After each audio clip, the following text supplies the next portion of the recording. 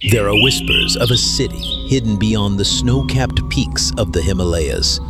Not a city drawn on any map, not one with airports or traffic, but a city wrapped in golden mist, concealed by shifting clouds and protected by ancient forces. They say the name of this place is Shambhala. But is it just a legend? Or something far more real?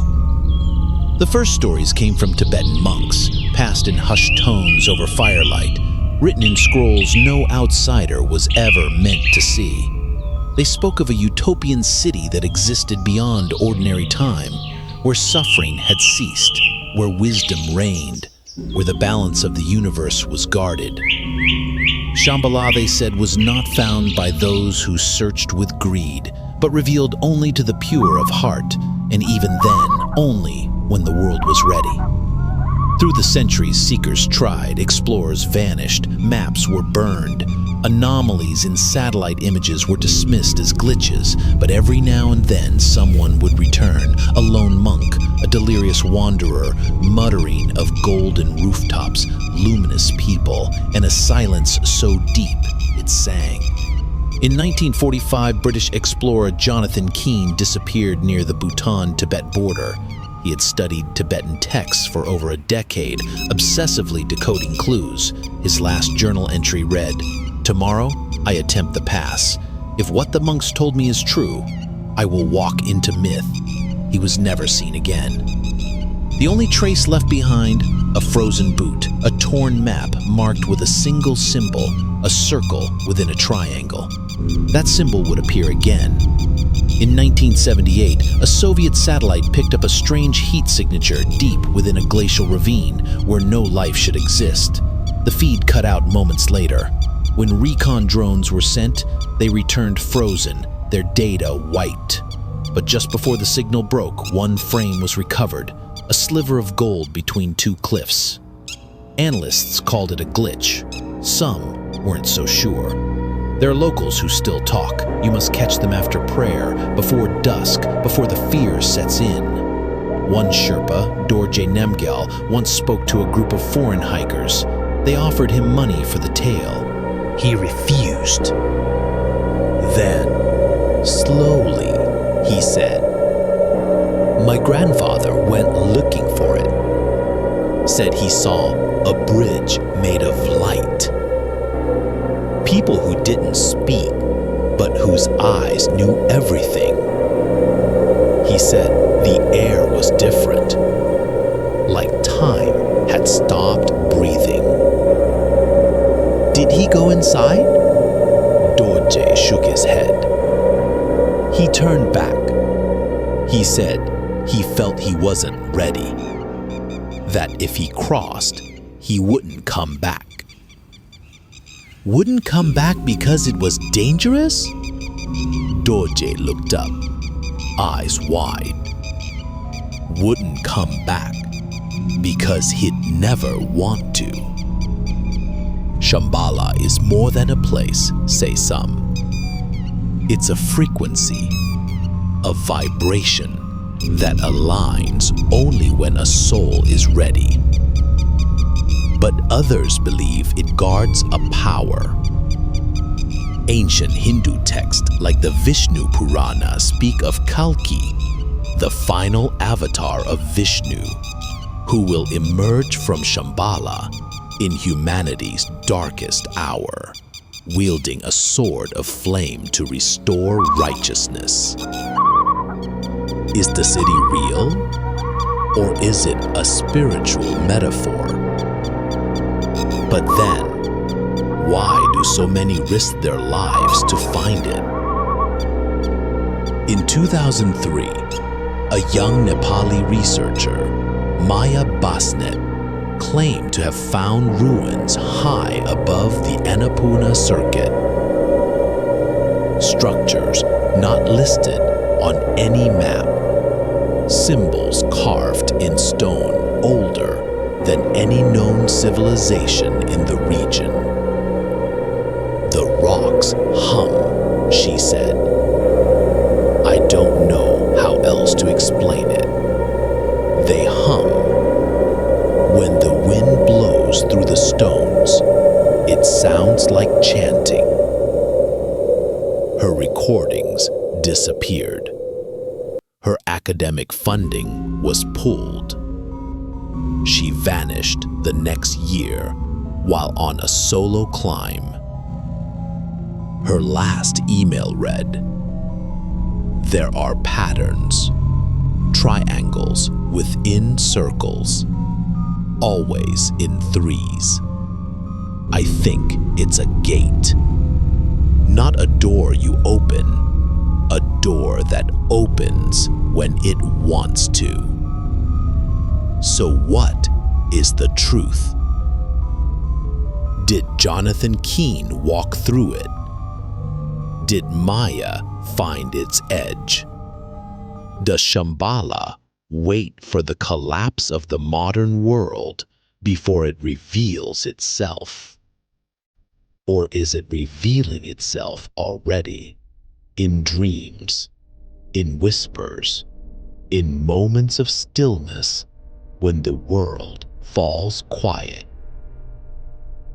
The Dalai Lama once said, "Shambhala is not a physical place one can find. It is a pure land that exists within us." Yet those who search with pure motivation may find its reflection in the world. So maybe the city is real. Maybe it's a test. Maybe the entrance is not behind a mountain, but behind a mindset. But if that's true, what happens when someone finds both? The right place, the right spirit, the right moment. Some believe that when the ninth triangle aligns with the circle, the gate will open for the last time. And when it does, we won't just learn the truth about Shambhala, we'll learn the truth about ourselves. Because maybe, just maybe, the city hasn't been hiding from us. Maybe we've been hiding from it. And maybe now, it's waking up. Before he ever reached the pass, Arun had been dreaming of a city made of light. He thought they were just dreams, vivid, surreal. But now, they felt like memories planted in advance, a calling long before he had a name for it. The wind howled one final time through the narrow crevasse of the sacred Himalayan ridge, as if echoing the last breath of the city that vanished from sight. Behind Arun, the crystalline gate shimmered for only a heartbeat longer, then collapsed into nothing but a ripple in the cold mountain air. There was no explosion, no dramatic collapse, just silence, as if Shambhala had never existed. Arun stood there, his heart racing, his soul burning with a paradox of revelation and loss. What he had seen, what he had touched, it had changed him. The city of myth was no longer a tale. It was real, but it wasn't meant for the world to consume, not yet. He retraced his steps, slowly, carefully, as if afraid the memory itself might dissolve with each footfall. The whispers of the monks in the monastery no longer sounded like riddles. They were warnings. The flames in the murals, the cosmic diagrams etched on temple walls, they weren't allegories. They were maps, gateways, codes hidden in plain sight. But perhaps the most haunting realization wasn't that Shambhala existed, it was that it was watching. Even now, days later, as Arun returned to civilization, nothing felt the same. The bustling streets of Kathmandu, the honking of cars, the chatter of tourists, it all felt distant, like noise over silence. He carried with him something intangible, a knowing and within that knowing, a pull. There were others who noticed it too. The old man at the tea shop who looked at him a second too long. The airport customs officer who paused when scanning his documents. Even a child on the street who stared at him with wide, unblinking eyes, as if they knew, as if Shambhala had marked him. He tried to write down everything. Journals filled with sketches, symbols, fragments of what he saw. But the more he tried, the more the details evaded him, like a dream slipping into fog. The crystal dome, the hovering sentinels, the light that sang like voices, all fading. And yet, one symbol stayed with him, a single glowing sigil that pulsed in his dreams. A shape he later discovered was etched into ancient ruins in Tibet, carved onto hidden stones in Mongolia, even mirrored in tribal art in far corners of the world. A spiral bound by 3 rings, the seal of return. One night, weeks after his return, Arun received a package. No return address, just an envelope with old, yellowed parchment inside. On it, a sentence in Sanskrit. When the world begins to forget its soul, the door will open again. He stared at the words for hours, unable to sleep. That night he dreamed not of cities or mountains, but of eyes. Thousands of golden eyes blinking open from beneath the earth, watching, waiting. And then, silence. They say Shambhala cannot be found by those who seek it with greed, that it reveals itself only to the pure-hearted, the broken, or the called. Arun no longer wondered which one he was. He only knew one thing. The journey wasn't over, because some cities are not meant to be explored once.